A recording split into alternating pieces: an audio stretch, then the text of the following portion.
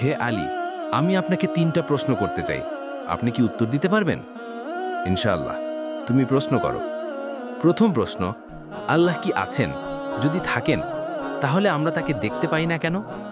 দ্বিতীয় প্রশ্ন, তাকদীর যদি সবকিছু নির্ধারণ করে দেয়, তাহলে আমাদের আমল করার দরকার কি? তৃতীয় প্রশ্ন, শয়তান তো আগুন থেকে সৃষ্ট, তাহলে তাকে আগুনে কিভাবে শাস্তি দেওয়া হবে? হযরত আলী কিছু না বলে একটি ইট তুলে নিলেন। তীক্ষ্ণভাবে সেই লোকের মাথায় আঘাত করলেন। আহ, আপনি আমার মাথায় মারলেন কেন? খুব ব্যথা পেলাম। আমি তো শুধু প্রশ্ন করেছিলাম।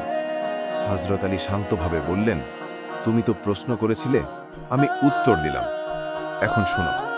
প্রথম প্রশ্নের উত্তর, তুমি বলেছিলে আল্লাহকে দেখি না, তাই তার অস্তিত্ব নিয়ে সন্দেহ। তুমি এখন ব্যথা পাচ্ছ, তোমার ব্যথাটাকে কি দেখতে পাচ্ছ? না। তবে তুমি অনুভব করছো, তাই না? তেমনি আমরা আল্লাহকে দেখতে না পেলেও তার অস্তিত্ব অনুভব করি। দ্বিতীয় প্রশ্নের উত্তর, তুমি বলেছিলে তাকদীর যদি সবকিছু নির্ধারণ করে দেয়, তাহলে আমল করার দরকার কি? তুমি কি জানতে আমি তোমার মাথায় ইট মারব? না। তবে তুমি এখন অভিযোগ করছো কেন? এর মানে তুমি দায় নিচ্ছ, কারণ তুমি জানো আমল ও কর্মের জন্য মানুষ দায়। তাকদীর শুধু পথ দেখায়, চালায় না। তৃতীয় প্রশ্নের উত্তর, তুমি বলেছিলে শয়তান আগুন থেকে সৃষ্ট, আগুন তাকে পোড়াবে না। তুমি কি মাটি দিয়ে তৈরি নও? হ্যাঁ। তাহলে মাটির ইট তোমাকে ব্যথা দিল কিভাবে?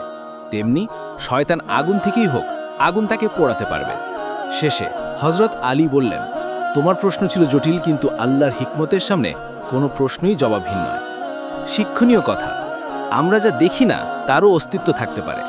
আমল করা জরুরি, কারণ আমাদের কর্মই আমাদের পরিণতি নির্ধারণ করে, আর আল্লাহর জ্ঞান ও বিচার সবকিছুর ঊর্ধ্বে। ভিডিও কেমন লাগলো কমেন্টে জানাতে ভুলবেন না। ভালো লাগলে লাইক দিন, চ্যানেলটা সাবস্ক্রাইব করে পাশে থাকুন, আর ভিডিওটা বন্ধুদের সাথে শেয়ার করুন। আপনাদের সাপোর্টই আমাদের এগিয়ে যাওয়ার অনুপ্রেরণা।